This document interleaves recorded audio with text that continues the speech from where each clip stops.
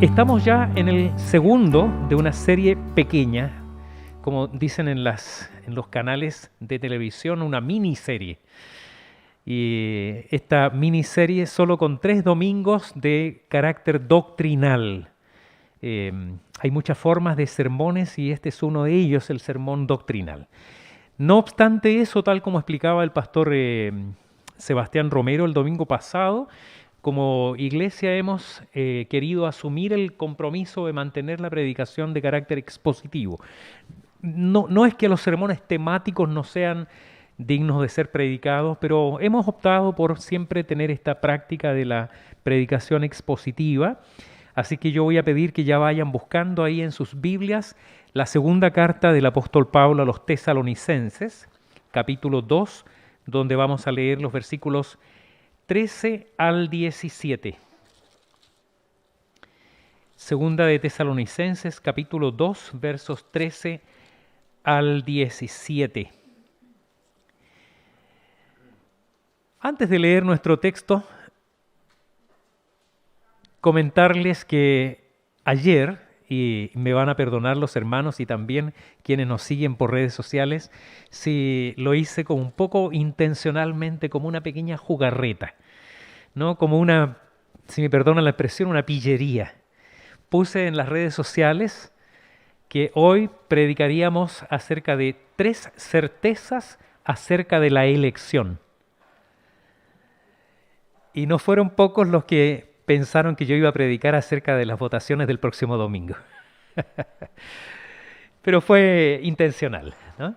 3 certezas acerca de la elección. Y efectivamente, nuestro país se enfrenta a un proceso eleccionario una vez más. Cada 4 años estamos en esta situación de elegir presidente, senadores, diputados, los cores, en fin. Y parece un buen momento entonces para predicar acerca de otra forma de elección. Tal vez algunos se desencanten porque no voy a hablar de las elecciones de nuestro país. Es un buen momento para hablar de las elecciones porque en tiempos de incertezas, en tiempos de dudas, de inquietudes, tal como dice John Piper en un sermón en que él habla, es otro el contexto, es otra la situación, pero una hermana de su iglesia que acababa de perder a su esposo por un infarto agudo al miocardio, asiste ese mismo día al culto en el que él predicaba acerca de la soberanía absoluta de Dios.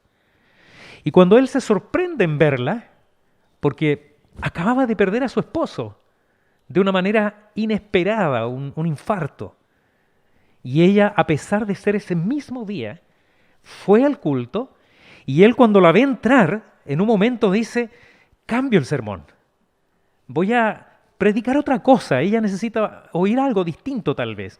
Y él llevaba un sermón preparado sobre soberanía absoluta de Dios. Sin embargo, el Espíritu Santo le dijo, no, predica tu sermón. Y él predicó un texto en Deuteronomio, creo, sobre la soberanía absoluta de Dios. Y cuando termina el culto y esta hermana se acerca a saludarlo, él le dice, viniste, a pesar de todo viniste al culto. Y ella le dice la siguiente respuesta, hoy más que nunca necesitaba una roca bajo mis pies. Hoy más que nunca necesitaba una roca bajo mis pies.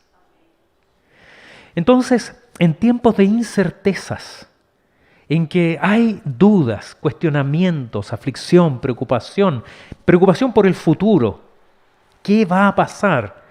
Nosotros también, decimos con esta hermana, necesitamos una roca bajo nuestros pies. Necesitamos certezas en tiempos de incertezas. Así que no hablaremos de esta elección en nuestro país, pero hablaremos de una elección que es un tema conocido para la Iglesia Reformada, hace parte de los 5 puntos del calvinismo. ¿Usted recuerda cuál? ¿Cuál es ese punto del calvinismo que habla de la elección? Es la letra I, ¿no? Del tulip. Elección incondicional.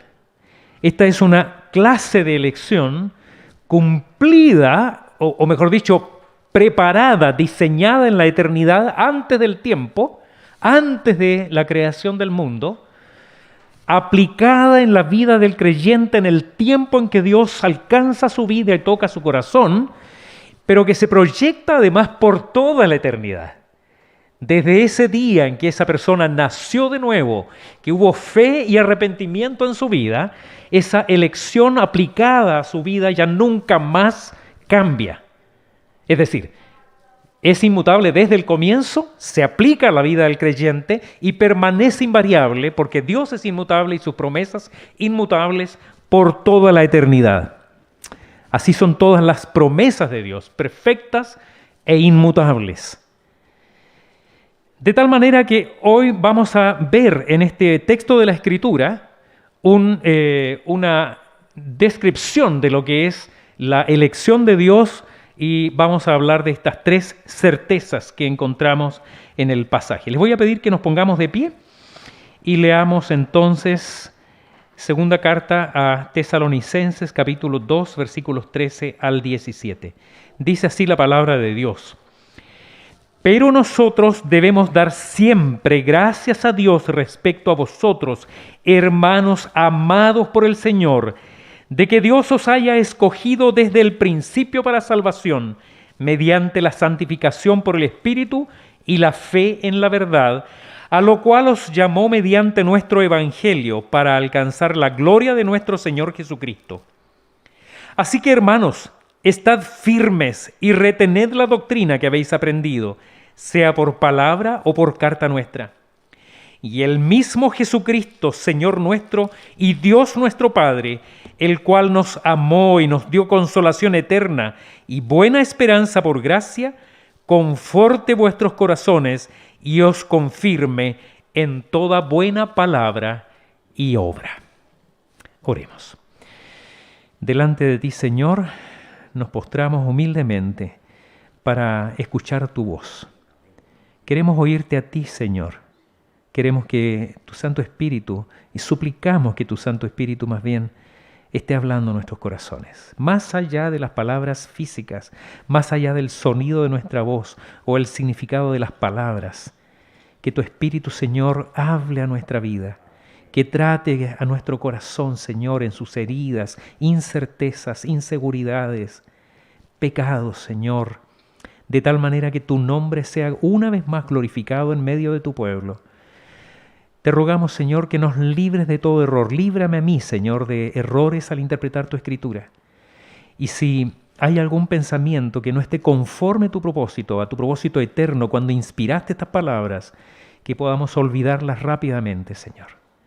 Pero todo aquello que esté en armonía con lo que es tu propósito, tu intención al escribir este texto para los creyentes del primer siglo, para nuestros hermanos a través de estos 20 siglos y para nosotros hoy día, que esta palabra tuya, Señor, siga cumpliendo su propósito ahora y para siempre. Lo pedimos en el nombre de Jesucristo nuestro Señor. Amén. Tomen asiento, hermanos amados. Dice Pablo que él escribe junto con Silvano, que es el mismo Silas y su discípulo y pastor Timoteo, a la iglesia de los tesalonicenses. Así se presenta al comienzo de esta su segunda carta a la iglesia en Tesalónica. Y él está consciente que es necesario, y es parte de lo que hace en la carta, precisar un poco respecto de la doctrina de la segunda venida de nuestro Señor Jesucristo. En su primera carta, ustedes recuerdan probablemente que Él les explica que el Señor Jesucristo vendrá. Ellos están experimentando persecución, están experimentando luchas muy serias, están muriendo algunos de sus hermanos, y en la primera carta el apóstol Pablo les dice que eso hace parte del plan de Dios y que ellos no deben tener una preocupación excesiva respecto de aquellos que están partiendo, porque el Señor vendrá.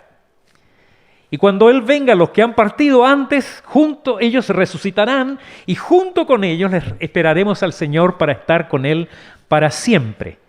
En esta segunda carta parece todo indicar que hubo algunos que, viendo la persecución que la iglesia sufría, viendo las contradicciones que el pueblo de Dios estaba viviendo, viendo la crudeza con que nuestros hermanos estaban siendo tratados y posiblemente algunos de ellos incluso asesinados, empieza a circular entre ellos la idea de que la venida del Señor era inminente.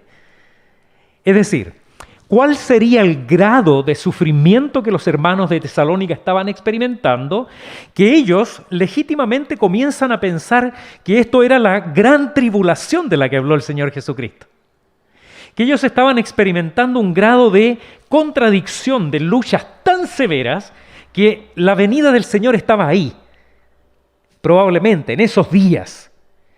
Y ayudaba a eso la predicación malintencionada de algunos que estaban confundiéndoles en ese sentido. Y que incluso como periódicamente ocurre en el mundo, porque cada cierto tiempo esto vuelve a ocurrir, habían algunos que empezaron a decirles, no vale la pena ir a trabajar, no vale la pena ir al colegio, no vale la pena ir a la universidad, no vale la pena nada, porque el Señor viene. Así que dejen todo botado. Y entonces algunos estaban hasta dejando de trabajar. Pablo les dice ahí en esta carta, si alguno no trabaja, que no coma. Pero esto nos ayuda a nosotros a entender el propósito de Pablo al dirigir estas palabras a la iglesia. ¿Cuál es la finalidad práctica que tiene el afirmarnos en la doctrina de la elección? ¿Cuánta incertidumbre puede llegar a haber en las personas, en los creyentes, cuando ven en su propia vida, en la vida de sus amados, en la vida de la iglesia, en lo que está ocurriendo ahora mismo en otras partes del mundo respecto de creyentes, hermanos nuestros, respecto de las certezas que Dios pone en su palabra para alentar a la iglesia? El propósito de Pablo es ese justamente, alentarnos, fortalecernos. Lejos está de la intención de la palabra es que los creyentes afirmados en doctrinas como la soberanía absoluta de Dios, la doctrina de la elección, la predestinación, nos enorgullezcamos, saquemos pecho, nos creamos superiores moral, espiritual o intelectualmente respecto de otros. No ese es el propósito. Al contrario, esto debiera llenarnos de humildad, de gratitud, de prudencia, pero sobre todo tiene el propósito de alentarnos, de fortalecernos en medio de las luchas más terribles que pueda experimentar el creyente. La doctrina sobre el destino eterno de los creyentes estaba siendo afectada en cierta forma por aquellos engañadores, estos falsos maestros, estos falsos profetas que, aprovechándose de la circunstancia de la iglesia, introducen herejías, introducen falsedades que tienen el inevitable efecto de debilitar la obra evangelizadora, no que vayan a fracasar el propósito de Dios. Juan Calvino dice en La Institución de la Religión Cristiana que aunque el diablo usara todos sus esfuerzos, todos sus huestes, no puede arrebatarle una sola alma al Señor. Una sola alma no puede robarle a nuestro Señor. Sin embargo, es cierto que estas cosas logran muchas veces el efecto de debilitar, entorpecer, relentar los esfuerzos que la iglesia debe estar haciendo enfocada en la evangelización. Entonces Pablo en el capítulo anterior les está diciendo, el fin de ellos se acerca y es clarísimo.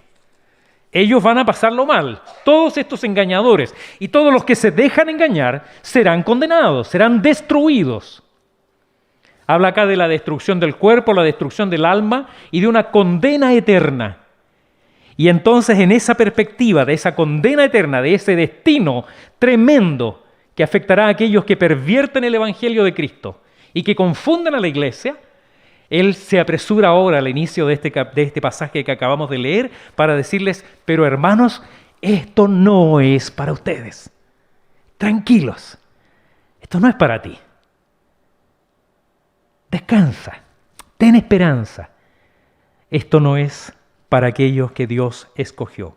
Pablo busca entonces, por medio de esta carta, de darle a esta comunidad no solo un sentido de expectativa precisa, adecuada, proporcionada respecto de la certeza de la venida del Señor, sino también al mismo tiempo alentarles con la certeza de su salvación. En este pasaje busca que la certeza que trae para nosotros la doctrina de la elección haga en ellos el efecto de darles calma, de darles esperanza, de renovar su pasión por la fe, su pasión por el evangelismo. Es algo que hace que la elección de Dios, manifestada en la vida del creyente, le llene de vigor frente a esa oposición. La misma confianza que está llamada a ejercer en nosotros los creyentes, 20 siglos después. Porque no es diferente. No es diferente, como decíamos delante, cada cierto tiempo vienen estas falsas predicaciones, estos falsos mensajes, estas malas interpretaciones de la Escritura que buscan de alguna manera afectar la vida de la iglesia, la vida de los creyentes, y no es diferente, por lo tanto, en nuestro tiempo como en todos los tiempos. Por eso hoy día entonces queremos alentar nuestras vidas con estas certezas de Dios acerca de la elección.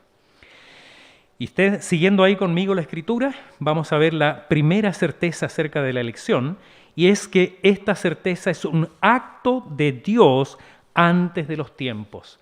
La elección de Dios es un acto de Dios antes de los tiempos. Versículo 13 dice: pero nosotros debemos dar siempre gracias a Dios respecto a vosotros, hermanos amados, por el Señor, de que Dios os haya escogido desde el principio para salvación. Hasta ahí vamos a leer. De que Dios os haya escogido, ¿cuándo? Desde el principio para salvación. Esto es, gracias a Dios, hermanos, por ustedes. Hay una cosa que yo admiro en Pablo y creo que todos los líderes de la iglesia debiéramos imitar. Yo pido perdón a la iglesia, así que no soy imitador de Pablo tan generosamente como debiera serlo, pero es tan lindo ver en él este deseo de animar, de alentar a los creyentes diciéndoles algo como: yo alabo al Señor por tu vida. Y siempre recuerdo entre las personas que han influido en mi vida, en mi carácter, en mi ministerio pastoral, la naturaleza, el carácter del pastor Roster López, que fue uno de los primeros pastores de esta segunda oleada de pastores de Brasil que vino a Chile, porque tenía eso como un verdadero don en su vida. Era generoso en alentar, era generoso en estimular, generoso en decir palabras de reconocimiento. Y es lo que yo veo acá en el apóstol Pablo. Escribe a esta iglesia y les dice: pero yo doy gracias a Dios por vosotros. Yo doy gracias a Dios por vosotros. No son solo palabras de estímulo, sino que de reconocimiento al testimonio de ellos, a la naturaleza de su fe, a la naturaleza de su comunión y participación en esa comunidad que es la iglesia en Tesalónica. Y les llama amados por el Señor, que es una declaración también que tiene que ver con la naturaleza del amor de Dios que se anticipa a los tiempos. No es que ellos hayan sido amados por el Señor a causa de su fe, testimonio, perseverancia en la iglesia, o porque estaban muriendo por causa del testimonio frente al mundo hostil al cristianismo. No, amados por el Señor. ¿Cuándo es que Dios nos amó? La Escritura dice: ustedes me aman a mí porque yo los amé primero. Y este amor de Dios es un amor que nace en su corazón antes del comienzo de los tiempos. A los que antes conoció, dice Romanos 8:29, y este conocer es ese amor íntimo, ese amor profundo. A los que antes conoció, antes del inicio de los tiempos, a esos también predestinó. Dios los escogió desde el principio. Algunas versiones, no sé exactamente si la NBI, no lo vi, dice primicias o desde el principio. Algunas versiones usan la expresión primicias, pero la mayoría de los eruditos coinciden en que es mejor esta descripción, tal como la trae la Reina Valera 60, que dice desde el principio. Es decir, escogidos desde antes de los tiempos, antes del inicio del tiempo, antes de la creación del mundo, tal como lo dice también la carta de Pablo a los Efesios en el capítulo 1. Que Dios os escogió antes de los tiempos, antes de la creación del universo. ¿Dios te llamó desde el vientre de tu madre? Sí, y antes que eso, antes de que llegases a estar ahí, Él te amó. En el principio. Y esta elección de Dios es, por la misma razón, incondicional. El viernes recién pasado, estudiando con el grupo que se reúne el día viernes para estudiar Génesis, comentábamos acerca de la elección de Jacob. Y el apóstol Pablo en el capítulo 9 de Romanos justamente cita la elección de Jacob respecto de Esaú diciendo, ellos no habían aún nacido para haber hecho bien o mal. Y Dios desecha a Esaú y escoge a Jacob. Incondicionalmente. No esperó ver cómo iba a ser la vida de Jacob, si iba a ser fiel, si iba a ser obediente, y de hecho tenía muchas razones para haber sido descartado. Y Dios lo escoge antes de nacer. Eso es elección incondicional.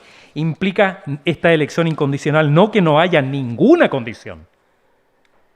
Lo que está diciendo esta elección incondicional es que cualquiera que sea esa condición no está en nosotros. Gloria al Señor por eso.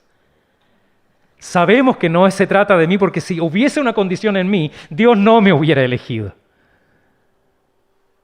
Es incondicional porque cualquiera que sea esa condición no está en el hombre, sino que está escondida en la voluntad perfecta y gloriosa de Dios. Nuestras elecciones siempre son en base a prejuicios. Prejuicios. Esta palabra no necesariamente tiene una connotación negativa. Significa un juicio anterior, una preferencia por una causa. Hay algún factor. Ya lo hemos dicho antes, pero cuando a la persona que va a la feria, el caserito le pasa una bolsa y le dice, escójala usted mismo. O sea, la persona que es lo que escoge. El que no está picado, el que no está machucado, el que está más bonito, el que está durito, ¿no? No va a elegir lo que está más malo. Así son nuestras elecciones. Gloria al Señor que Dios no nos escogió de esa manera. Su elección es incondicional. Somos amados por Dios, conocidos desde antes que el mundo fuese. Y por causa de ese amor que está en Dios, escogidos para salvación. La doctrina de la elección aplica a Dios escogiendo un pueblo para ser suyo. Cuando Dios escoge a Israel, Él les dice, no eran mejores que otros pueblos, pero yo os escogí a vosotros. Y ahí hay un propósito clarísimo, formar lo que sería la cuna de donde vendría nuestro Salvador. A otros los escogió para un ministerio en particular, ministerio profético, para ser reyes, para ser sacerdotes. Pero en el caso nuestro, la palabra dice, fuimos escogidos incondicionalmente para salvación. Es decir, el destino eterno del alma, el destino eterno y definitivo del creyente, el destino final. No se trata meramente de ser parte de un pueblo o tener un ministerio específico, sino que el destino final de la vida. Yo doy gracias, dice Pablo, a Dios por vosotros, que os haya escogido desde el principio para salvación. Para salvación. Y esto además para alcanzar la gloria del Señor Jesucristo. Algo que nosotros hoy podemos apenas vislumbrar, pero que nuestra mente no alcanza a comprender. Lo que es la gloria del Señor Jesucristo. El Señor en su oración, orando ahí en el capítulo en el capítulo 17 del Evangelio de Juan, Él dice, Padre, yo quiero que ellos vean la gloria que me diste.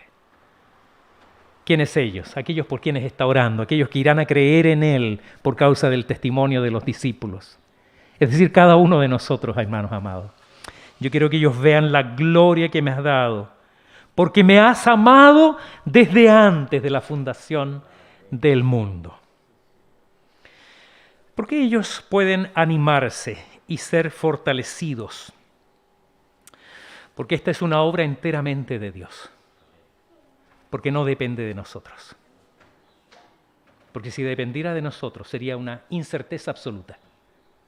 Pero porque es una obra de Dios que no solo es profundamente arraigada en el amor eterno de Dios, sino que además inmutable, entonces podemos tener fortaleza y animarnos. Así lo dice el salmista en uno de mis salmos preferidos. Cada vez que lo leo, cada vez que estoy pensando en estas cosas, no puedo dejar de ir al Salmo 138, versículo 8, que dice, el Señor cumplirá su propósito en mí. El Señor cumplirá su propósito en mí. Por eso Pablo dice que a los que antes conoció, también los predestinó para que llegasen a ser conformes a la imagen de su Hijo, para que Él, Cristo, sea el primogénito entre muchos hermanos. Una elección de eternidad a eternidad. Eso es certeza. Y eso trae gozo a nuestro corazón. En eso nos apoyamos. Pero, ¿cómo sé que esto es para mí? Hasta acá todo bien, es lo que la Escritura dice. Pero a lo mejor legítimamente alguien acá podría estarse preguntando, pero ¿cómo sé que eso es para mí? Nuestros oyentes también a través de redes sociales tal vez están haciéndose la misma pregunta. ¿Cómo sé que eso aplica a mi vida? ¿Cómo sé que yo estoy entre esos escogidos? La segunda certeza justamente responde o se aproxima a responder esa inquietud, porque esto dice que es un acto de Dios mediante el Evangelio. Es un acto de Dios mediante el Evangelio. Versículos 13, la segunda parte, y el versículo 14. Dice: mediante la santificación por el Espíritu, es decir, se escogió desde el principio para salvación, mediante la santificación por el Espíritu y la fe en la verdad, a lo cual os llamó mediante nuestro Evangelio para alcanzar la gloria de nuestro Señor Jesucristo. De algún modo, Pablo incluye acá también una especie de ordo salutis, orden de salvación. No está en el mismo orden que lo encontramos en otros textos de la Escritura, pero acá habla de elección, llamamiento, la conversión, que es el arrepentimiento y la fe, santificación y glorificación. Aunque el llamamiento aparece después en la frase, en el orden que Pablo hace acá, él dice, a lo cual Él os llamó, es decir, el llamamiento igual es anterior al arrepentimiento y la fe. ¿Por qué ellos, los lectores de esta carta y los que reciben el Evangelio y creen al Señor Jesucristo, pueden decir, esto es para mí? ¿Por qué podemos decir esto? Porque no solo la elección es del Señor, sino también los medios por los cuales aplica dicha elección a sus escogidos. Fiel es el que os llama, el cual también lo hará. Aquí está una vez más aplicada, hermanos, la soberanía absoluta de Dios. Él es el que llama. Si Dios es el que escoge, y claramente aquí está diciendo que Él es el que lo hace, entonces Él no dejaría su elección sujeta a cuestiones fortuitas. Esto no solamente es correcto desde el punto de vista bíblico, teológico, sino que también es cierto desde el punto de vista lógico. ¿Cómo Dios haría una elección en la eternidad? Antes del inicio de los tiempos, antes de la creación del universo, elige a una persona para salvación y luego dicha salvación queda sujeta al azar, a la decisión de esa persona, al accidente. Ojalá algo ocurra y lo reciba. Eso es absurdo, totalmente absurdo. Si Dios es el que escoge, y de hecho acá dice que Él lo hace, entonces Él desde la eternidad no solamente determina la acción de la elección, sino que también cruzando el tiempo y las circunstancias físicas, llega hasta nuestra existencia y aplica en aquellos que escogió para salvación la salvación. De hecho, el Señor Jesucristo cruza esta distancia, nace en nuestro medio, toma sobre sí el peso de nuestra culpa y muere en la cruz para que dicha salvación se aplique a los creyentes.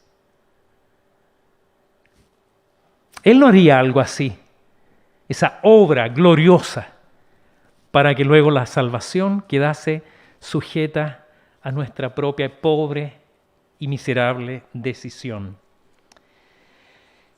Pero ¿qué produce y qué debe producir en nosotros aquello? Yo he estado hasta cierto punto inquieto cuando veo, especialmente en redes sociales, a algunos que gustan de hacer teología ahí, ¿no? Escriben y publican cosas y frases de algunos famosos y qué sé yo, y uno percibe cierta arrogancia, cierta presunción, cuando esto debería ser todo lo contrario. Debería hacernos más humildes, más prudentes, más sensibles con aquellos que no han alcanzado esta comprensión, más pacientes con nuestros hermanos.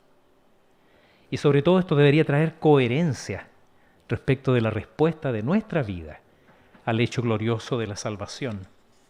Si hay confianza en nosotros de que Dios nos escogió para salvación, si el Evangelio llegó a nuestro corazón, si hubo un corazón receptivo a las verdades eternas y hubo un momento en nuestra vida que arrepentidos confesamos nuestra fe en Jesucristo, reconociendo que Él es nuestro Señor, que murió por nosotros y que resucitó para nuestra salvación, entonces esto debe hacernos humildes, confiadamente humildes y no arrogantes y orgullosos. La palabra dice que debemos seguir la verdad en amor, Efesios 4:15. Siguiendo la verdad en amor.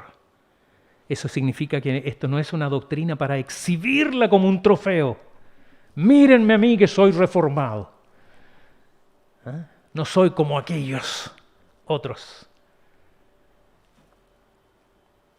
Una vida de modestia espiritual, de prudencia, un corazón agradecido, una fe que obra por gratitud, que dispone nuestra vida enfrente de esto no como un privilegio merecido, sino que todo lo contrario, reconociendo naturalmente que somos indignos de aquella bendición.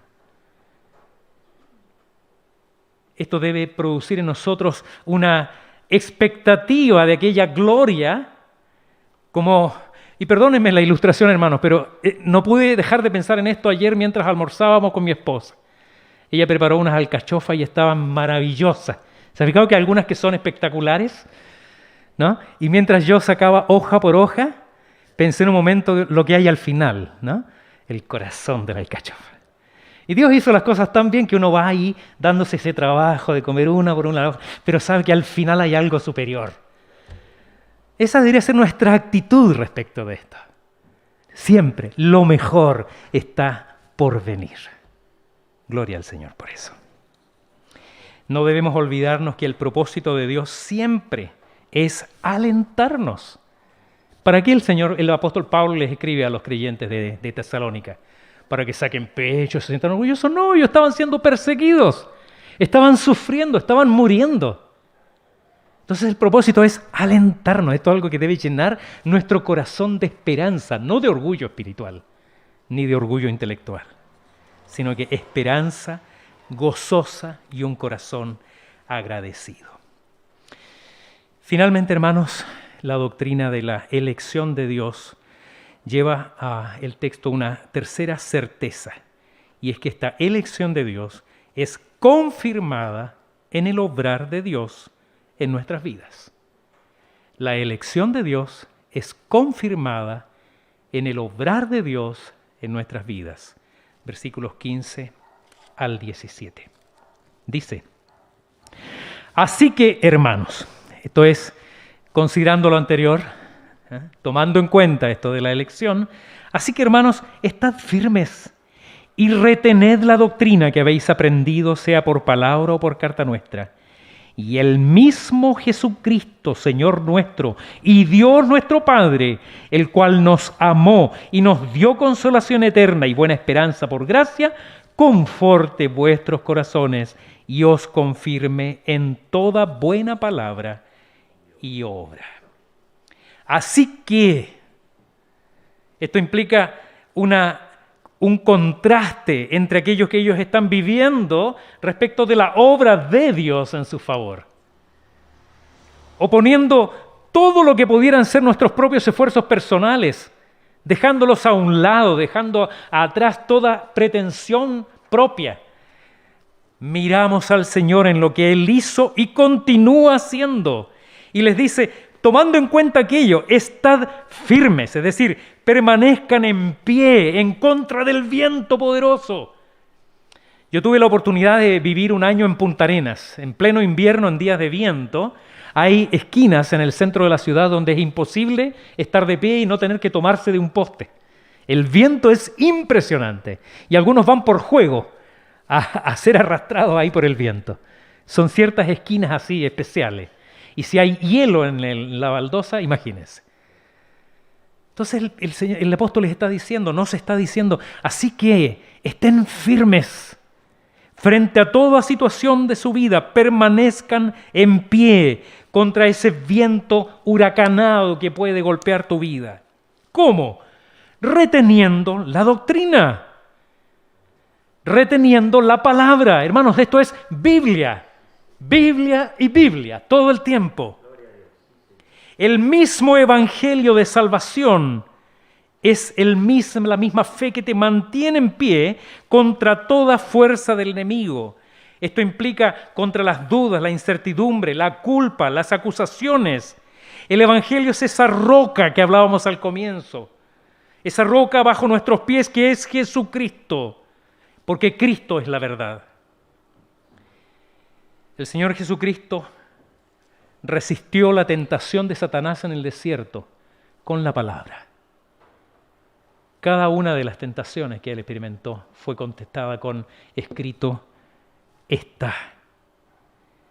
Él mismo, Cristo, la verdad, es nuestro abogado ante el acusador de los hermanos. Romanos capítulo 8, versículo 33 en adelante dice, ¿quién acusará a los escogidos de Dios?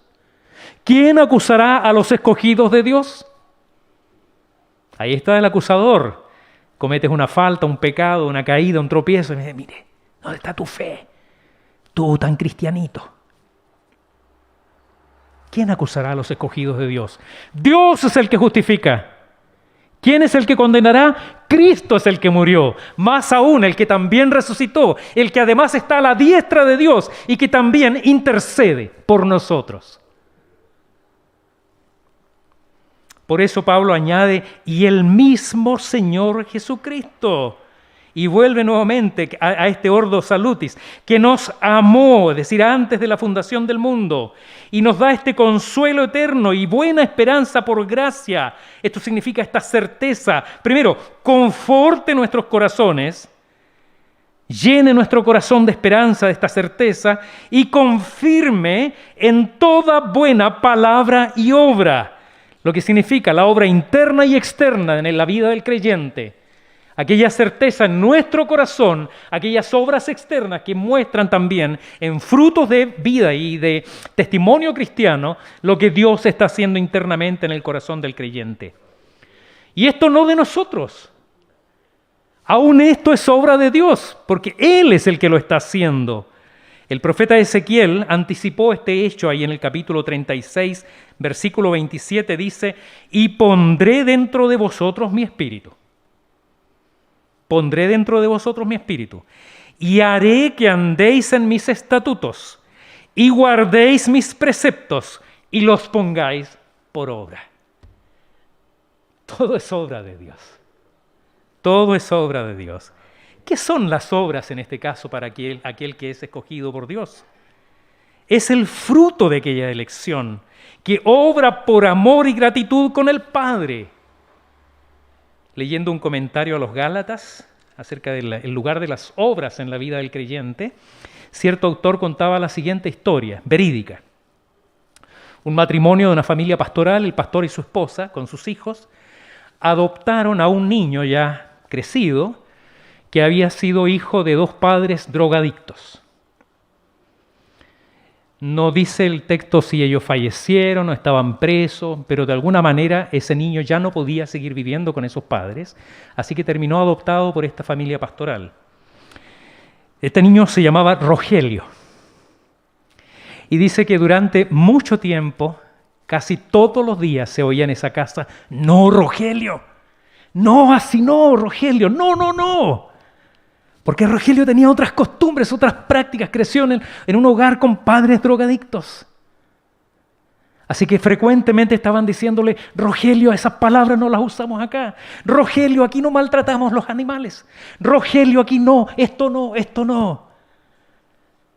Con paciencia, con perseverancia, ternura, con amor. Y Rogelio fue cambiando. Pasó tiempo, pero él cambió. La pregunta era, ¿por qué cambió? ¿Para ser aceptado? No, él ya había sido aceptado en ese hogar. Él cambió porque fue aceptado, en respuesta a ese amor, en respuesta agradecida a ese amor perseverante. Y él cambió, y él ya no fue la misma persona, porque fue aceptado por esa familia. Toda obra buena, todo don perfecto, viene de lo alto. Y es la obra que Dios hará en cada uno de nosotros. Este es un tiempo de incertezas, ¿qué duda cabe respecto de eso? Y grandes incógnitas respecto de el presente y el futuro de nuestra patria, del mundo. Hay incertezas de todo tipo, políticas, económicas, sociales, en salud. La fortaleza que viene de la palabra del Señor es un regalo de Dios para nuestra alma. Uno de los pilares de la doctrina cristiana es esta doctrina de la elección. La creemos, la enseñamos, la sustentamos, la esperamos en aquellos que se agregan a la iglesia como miembros en plena comunión. La citamos de memoria en el Tulip, estos 5 puntos del calvinismo. Pero por sobre todas aquellas cosas es una verdad bíblica que promueve consuelo y fortaleza en medio de las pruebas y oposiciones más terribles que la iglesia de todos los tiempos pudiese experimentar. Por la palabra de Dios tenemos la certeza de que aquella elección de Dios es su obra desde la eternidad. No es un accidente, Dios no va improvisando. No dice, como decían allá en el sur, por el camino arreglamos la carga. No, Dios determinó estas cosas desde la eternidad, antes del comienzo de los tiempos. Es una obra de Dios que aplica en favor de sus escogidos mediante el Evangelio, lo que promueve en nosotros gratitud por aquella persona que un día nos habló de Cristo, la forma en que el Señor con su palabra alcanzó tu corazón y nos estimula a continuar predicando el Evangelio. Porque otros deben oír. Hay muchos aún escogidos por Dios que no lo saben y que necesitan ser alcanzados por este Evangelio, que obrará en sus corazones como obró en el nuestro. Y es una obra de Dios que sigue desarrollándose por su Espíritu, confirmando en palabra y obra aquella perseverancia de Dios para la preservación de sus escogidos hasta la eternidad. La plenitud de la gloria de nuestro Señor Jesucristo es la meta de su elección. No es meramente la filiación a una denominación, una mejor vida. Solo en estos días escuchaba a un pastor que decía, todo pastor que desde el púlpito predica que estamos invitando a una buena vida, a una vida sin problemas, a una vida donde todo se va a allanar, está mintiendo. No se trata de este tiempo. El destino de nuestras almas es glorioso. Mucho más que ese fondo de alcachofa. Esto es apenas el principio de lo más maravilloso que está por venir. La gloria sea solo para nuestro Dios y Salvador mediante Jesucristo nuestro Señor.